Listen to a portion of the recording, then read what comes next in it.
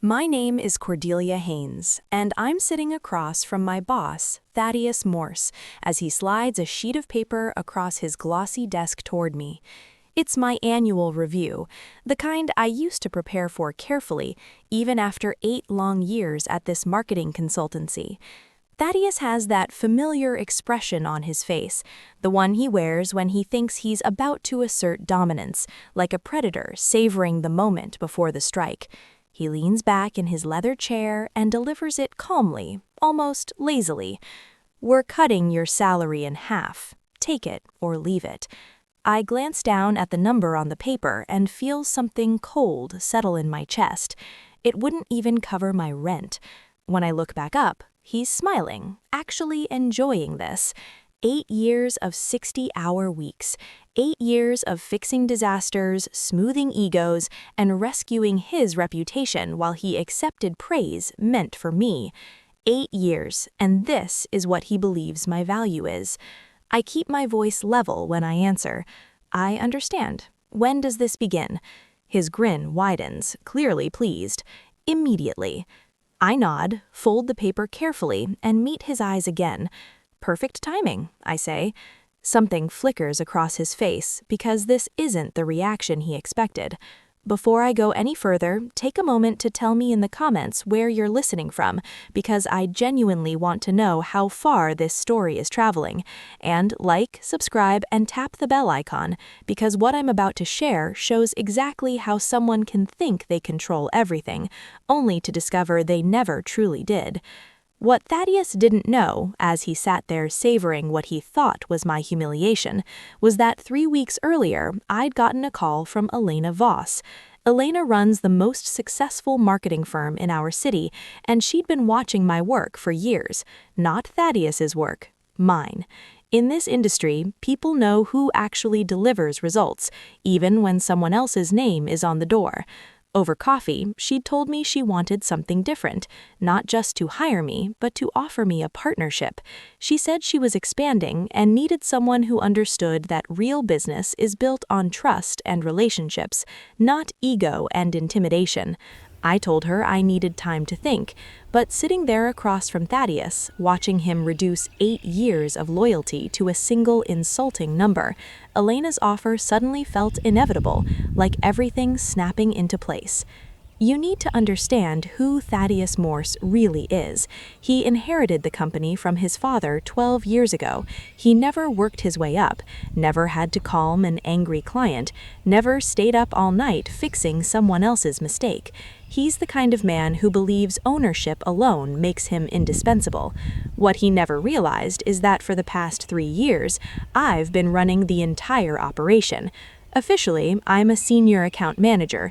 In reality, every major decision comes through me. Every crisis is resolved by me before it ever reaches his desk. Every client relationship exists because I built it, piece by piece. Take our largest account, Pettin Industries. Their CEO, Janet Pettin, believes she has direct access to the owner because that's how I designed the relationship. But when there's a real problem, she asks for me by name. When she's pleased, the thank you notes come to me. Thaddeus is copied on emails, but Janet and I are the ones doing the actual work. Or look at Morrison Tech, our second biggest client. I've been their primary contact for 4 years. I know personal details about their lives, not because I'm prying, but because I pay attention. Thaddeus shows up to dinners and shakes hands. Morrison calls me when he needs real guidance. That same pattern exists across all 23 major accounts. Every relationship flows through me, not because I'm manipulative, but because I care. I remember what matters to people, I follow up, I deliver exactly what I promise. The same goes for the vendors and suppliers that keep the business running. When we need rush printing, I call Jameson directly. When we need last-minute catering, Rosa knows my voice. When the computers fail, Marcus asks for me because he knows I'll explain clearly and treat his team with respect. These aren't transactions, they're relationships built slowly through consistency and mutual respect. While Thaddeus played golf and collected business cards, I was building something solid. Even employees came to me. When they were confused, frustrated, or thinking about leaving, they came to my office, not because I sought power, but because I listened and helped. The week after meeting Elena, I started noticing just how much of the company depended on me. I was copied in nearly every important email. My number was the one clients actually saved. The repeat business, the referrals, the trust, it all traced back to me. Thaddeus had made himself visible, but left me as the foundation. Remove the foundation, and everything else collapses. So when he slid that paper across his desk, so sure of himself, I already knew my next move. Perfect timing wasn't sarcasm, it was truth. I walked back to my desk, opened my computer, and sent a simple email to Elena. I accept your partnership offer. When would you like me to begin? She replied within 20 minutes. How about Monday? It was Thursday. That afternoon, I submitted my resignation, 2 weeks' notice, professional, courteous, giving him time to transition my responsibilities, though what he didn't understand is that my responsibilities couldn't truly be transferred. You can't hand over years of trust in 2 weeks. Still, I did everything right. I documented projects, wrote detailed client profiles, outlined vendor processes, organized files. I left behind information, but not relationships. On my last day, I cleared my desk while Thaddeus was in a meeting. I said my goodbyes, left the company property, and walked out exactly at 5. Monday, I started my new role as Elena's partner. By midweek, my old office was unraveling. Clients called looking for me, vendors followed up on issues I used to handle, confusion spread quickly. People started calling me directly, not to gossip, but because they didn't know where else to turn. Janet even congratulated me and remarked how suddenly chaotic my old company seemed. I listened and said nothing. The second week was when the real trouble began. One of their largest suppliers, the printing company I'd worked with for years, called about a past due payment. Thaddeus apparently became defensive and rude, implying they should be more patient about the money. Jameson, the owner, called me that afternoon. Cordelia, I don't know what's happening over there, but that's not how we're used to being treated. If this is how they want to operate going forward, we may need to reconsider our relationship. I kept my professional boundaries intact. That sounds like a discussion you should have with them directly, Jameson. I'm not involved with their business anymore. But of course, I also mentioned that my new firm was looking for a dependable printing partner, and would he be open to talking about a possible partnership? This is where people sometimes misunderstand what happened. I didn't undermine Thaddeus's business. I didn't steal his clients or insult his company. I simply began building relationships in my new position the same way I had always built relationships, by being capable, consistent, and genuinely supportive. When Janet Peston mentioned she was irritated with the lack of communication from her current marketing firm, I listened. When she asked if my new company might be open to discussing her account, I said we'd be glad to have that conversation. When Morrison Tech's CEO called to congratulate me on my new venture and asked about our capabilities, I was straightforward about what we could deliver. Within 3 weeks of leaving Thaddeus's company, Elena and I had arranged meetings with 4 of his former clients, not because I lured them away, but because they approached us after becoming increasingly disappointed with the service they were receiving. The beautiful thing about building authentic relationships is that people remember how you made them feel. When they're getting poor treatment from one provider, they naturally think about someone who consistently provided excellent service. It's not corporate sabotage or unethical competition, it's simply basic human nature. By the end of my first month at Voss Associates, we'd signed 3 new major accounts. All of them happened to be companies I'd previously worked with, companies that had become frustrated with their current marketing firm's inability to offer the level of service they were used to. The turning point came when Morrison Tech made the switch. Their CEO called Thaddeus personally to explain that they'd be moving their account to a firm that better understood their needs. Thaddeus apparently turned hostile, accusing Morrison of being influenced by a former employee. Morrison called me that afternoon, laughing. Cordelia, that man just proved exactly why we made the right decision. He spent 10 minutes yelling at me about employee loyalty and competitive ethics, but he couldn't answer a single question about our actual business requirements. It's like he never understood what we do or why we hired his company in the first place. That's when I realized what was really happening. He hadn't just lost me as an employee, he'd lost the person who acted as the translator between his ego and the actual requirements of running a company. Without me there to bridge that gap, clients were getting unfiltered exposure to his incompetence. The stories started circulating back to me through industry contacts, how Thaddeus had forgotten about a major presentation and tried to improvise with outdated data, how he'd promised deliverables his remaining team couldn't possibly meet because they didn't have the client relationships required to gather information, how he bungled a crisis situation that I would have resolved with a few simple calls. Each misstep made my former clients more grateful for the level of service they were now receiving from Elena and me. Each interaction with Thaddeus reminded them why they had actually appreciated working with his firm when I had been the one quietly making everything function. 6 weeks after I left, I bumped into one of my former coworkers at a coffee shop. She looked exhausted. "Cordelia, it's chaos over there," she said. "Thaddeus keeps telling us to handle things you used to do, but none of us know how. Half the vendors won't return our messages, clients are constantly asking where you went, and Thaddeus just keeps saying we need to figure it out because business has to move forward."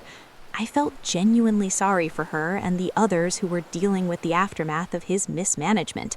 They were good people, stuck in an impossible situation. "Are you looking for other opportunities?" I asked. "Everyone is," she said, "but Thaddeus has started making threats about non-competes and legal action if anyone else leaves." That's when I knew he was genuinely panicking. Empty legal threats are what incompetent leaders reach for when they realize they've lost control of a situation they never truly understood. Elena and I began receiving calls from talented people at his firm, not because I was recruiting them, but because word had spread about our growing success and positive work environment. When people feel trapped in a sinking operation, they naturally drift toward opportunities that appear stable and rewarding. We hired 3 of his former employees over the next month. All of them gave proper notice, all of them were released from any legitimate contractual restrictions, and all of them were eager to work somewhere their abilities would be respected rather than ignored. With each new hire, we gained deeper institutional awareness about accounts that were struggling at the old company. Not proprietary data or confidential secrets, but general industry knowledge and professional insight these individuals had gained over years of experience. The final domino fell when Peston Industries made their choice to switch agencies. Janet called me personally to explain their decision. "Cordelia, we've been trying to make it work with your old company for 2 months now, but it's like working with strangers. Nobody there understands our business or our history. Every conversation starts from scratch. We're paying premium prices for amateur results." When Elena and I secured the Peston account, we became the fastest growing marketing firm in the city. In 3 months, we'd gone from a small boutique operation to a major force in the local market. All because Thaddeus Morris believed slashing my salary would teach me my place. The last time I saw him was at an industry networking event about 4 months after I had left his firm. He looked awful, stressed, drained, defensive. When he spotted me across the room, he actually tried to approach. "Cordelia," he said, "we need to talk." I was courteous but firm. "I don't think there's anything for us to discuss." "You ruined my business," he said, loud enough that people nearby turned to listen. I looked at him steadily. "I didn't ruin anything. I just stopped fixing everything." That was the moment he fully understood. I could see it in his expression. For 8 years, he'd been running a company where his most important contribution was staying out of my way while I kept things functioning. When he pushed me out, he lost the only person who had been shielding his incompetence from becoming visible to his clients. He didn't lose his business because I sabotaged it. He lost it because he had never actually been running it in the first place. The room around us had grown silent. Others in our industry were listening to a conversation that perfectly demonstrated why some companies thrive while others collapse. It had nothing to do with revenge or corporate warfare. It had everything to do with recognizing that lasting success comes from real competence and authentic relationships, not from titles and ego and illusions of authority. I excused myself politely and returned to Elena's conversation with a potential new client. 6 months later, I heard from industry contacts that Thaddeus had been forced to sell what remained of his company to a larger firm. The brand name disappeared entirely. His father's legacy, built over decades, was gone. But here's the part most people misunderstand about this story. I never intended to destroy Thaddeus Morse or his company. I never crafted some elaborate revenge plan. I simply refused to continue supporting someone who treated me as disposable while relying completely on my work to maintain his reputation. The most devastating revenge isn't what you do to someone. It's what unfolds when you finally stop doing everything on their behalf. Today, 2 years later, Alina and I run the most successful marketing consultancy across 3 states. We have 47 employees, offices in 2 cities, and a client waitlist stretching nearly 6 months. Forbes highlighted us in an article about women-owned companies transforming their industries. The local business journal even named me Entrepreneur of the Year. But that isn't the twist I want to share. The real twist is what happened to Thaddeus after his company collapsed and how it led to the most unexpected phone call I've ever received. Remember how I mentioned he was forced to sell whatever was left of his business? What I didn't know then was who ended up buying it. Turns out it was purchased by Meridian Holdings, one of those enormous corporate investment groups that scoop up failing companies, strip them for assets, and either flip them or shut them down completely. That walked away with just enough money to clear his debts and maybe survive 6 more months. Not exactly the cushy retirement he probably pictured when he inherited his father's firm. For nearly a year after that, I didn't hear anything about him. Occasionally, someone would mention spotting him at networking events, trying to patch up his reputation, but nobody took him seriously anymore. Word spreads quickly in our industry, and everyone already knew what had truly happened to his company. Then, about 8 months ago, something unusual began happening. I started receiving calls from headhunters asking if I could provide insight into Thaddeus Morse's background and work history. Apparently, he was applying for senior leadership roles at various firms, and his resume made it sound like he'd been some kind of visionary executive who built a thriving agency before choosing to pursue new challenges. I was always honest with those recruiters. I explained that while Thaddeus technically owned a company, he hadn't been very involved in daily operations or client relationships. I never insulted him personally, but I didn't help him craft a fictional narrative about his abilities either. Most of those calls ended with the recruiter thanking me and moving on to other candidates. But then, 3 months ago, I received a call that completely stunned me. Miss Haynes, this is Patricia Williams from Blackstone Associates. We're an executive search firm, and we're hoping you might assist with a rather unusual situation. Blackstone Associates is one of the most respected headhunting firms in the nation. They place CEOs and senior executives at Fortune 500 companies. I had no idea why they were reaching out to me. We've been retained by a client to find a chief marketing officer, Patricia continued. It's a major role with extensive responsibility and compensation. Based on our research, we believe you might be the ideal candidate. I was flattered but puzzled. I appreciate the offer, but I'm very satisfied with my current work. I'm a partner at my own firm. We understand, she replied, and we respect your accomplishments, but this opportunity is exceptional. Our client is searching for someone with your specific blend of relationship-building ability and operational expertise. The compensation begins at $400,000 annually, plus equity and bonuses. That definitely caught my attention, not because I wanted to leave Alina or our company, but because an offer like that meant they were serious about finding someone extraordinary. "Can you tell me who the client is?" I asked. "That's where things become sensitive," she said. "The role is with Meridian Holdings, specifically to oversee marketing operations for their recently acquired businesses. They're seeking someone who can repair client relationships and restore operational structure to companies that have suffered under poor management." I nearly dropped the phone. Meridian Holdings, the firm that had bought Thaddeus's company. "I'm not sure that particular role is a good fit for me," I said carefully. "Miss Haynes, please at least consider meeting with them. They're prepared to offer significant autonomy and resources, and frankly, they specifically requested you by name after reviewing your work and reputation." That evening, I discussed everything with Elena.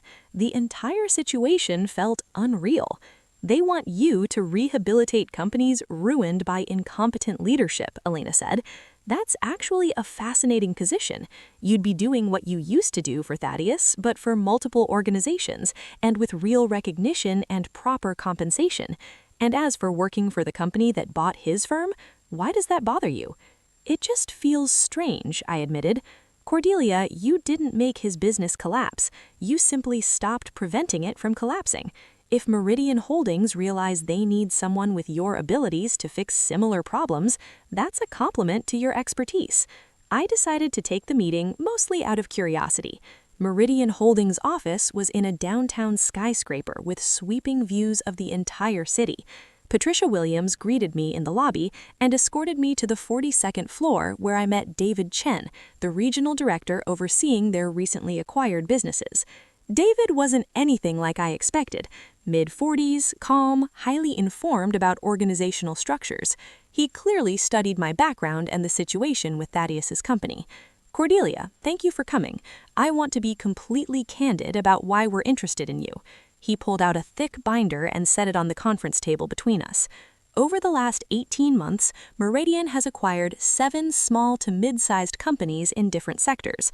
All of them were failing when we bought them, and all of them showed the same underlying pattern of dysfunction: skilled employees being undervalued by ego-driven leadership, strong client relationships being ignored or mishandled, operational expertise being pushed aside in favor of superficial leadership." He opened the folder and revealed detailed analyses of each acquisition.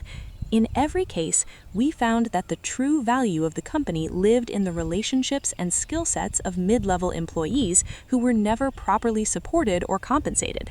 When we attempted to rebuild these companies using standard management strategies, we struggled to restore the client trust and operational stability that originally made them successful." I could already see where this conversation was headed. You want me to help you identify and retain the individuals who actually kept those companies running. Precisely. But beyond that, we want you to create a structured approach for restoring companies that have lost their operational core due to ineffective leadership. We believe you understand something about business relationships that most executives completely overlook. David leaned forward in his chair.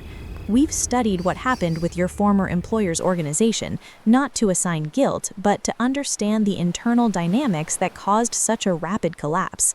What we uncovered was remarkable." He pulled out another report, this one centered specifically on Thaddeus's company. "Before you left, that business had steady revenue growth, strong client retention, and reliable supplier connections. Within 6 months of your departure, all of those indicators dropped sharply. But here's what really caught our eye. The clients who transitioned to your new firm reported higher satisfaction and better outcomes than they'd ever experienced before." I remained unsure where he was steering this. That tells us you weren't merely preserving existing relationships, you were delivering a level of service that surpassed what those clients had previously received, even while operating under someone else's structure. "And what does that have to do with Meridian Holdings?" David smiled. "We want to give you the authority and resources to do for our acquired companies what you did for your own business: identify real talent, rebuild genuine relationships, and create long-term operational strength based on competence, not ego or hierarchy." The offer was even more significant than Patricia had suggested, a $400,000 base salary, plus performance bonuses that could double that amount, plus equity in the companies I successfully restored. I would have a team of analysts and operational experts. I would report directly to David with full autonomy over hiring, firing, and strategic decision-making for the marketing operations of all acquired properties. But the most intriguing part of the offer was what David said next. "There's one more thing, Cordelia. We have a particular situation that might interest you on a personal level." He pulled out one final document.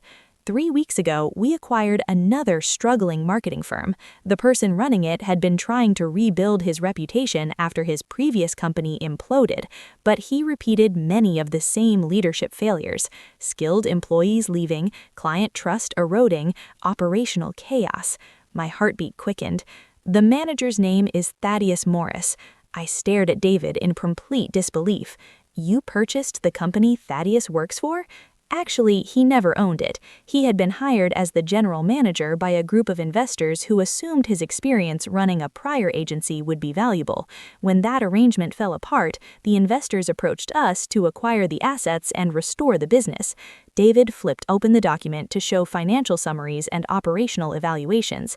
The company has potential, a solid client list, strong staff, good infrastructure, but it's suffering from the same leadership issues that destroyed his last company. The employees don't trust management, clients are fed up with uneven service, and no one seems to know how to coordinate the moving pieces. I could barely process what he was saying. "You want me to take over the company where Thaddeus works?" "We want you to rebuild it correctly. What happens to Mr. Morris would be entirely your choice as the operational director. You'd have full authority over the staffing and leadership structure." The irony was so perfect it almost didn't feel real. The universe was handing me the chance to become Thaddeus's superior, to control his professional future, to determine whether he stayed or left. It was the ultimate revenge scenario delivered to me on a silver platter. And that's when I realized something important about who I had become.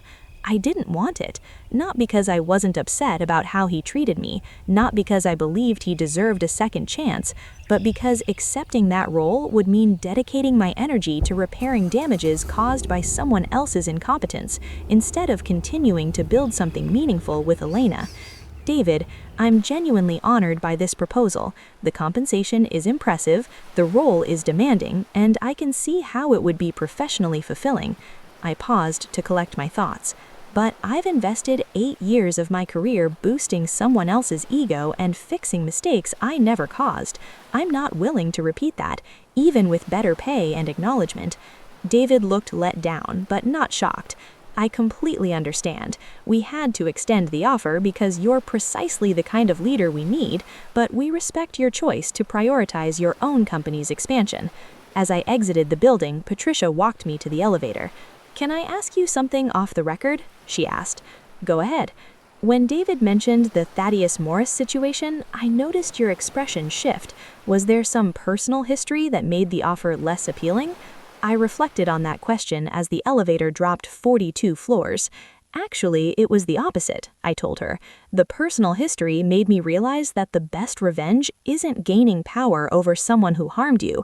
It's creating something so successful that their opinion of you becomes completely meaningless." 6 months later, Elena and I launched our third office. We now employ 63 people, including 12 former employees from various companies that Meridian Holdings has acquired and transformed. Our client list includes Fortune 500 companies, and we've been contacted by 3 separate investment firms about expansion possibilities.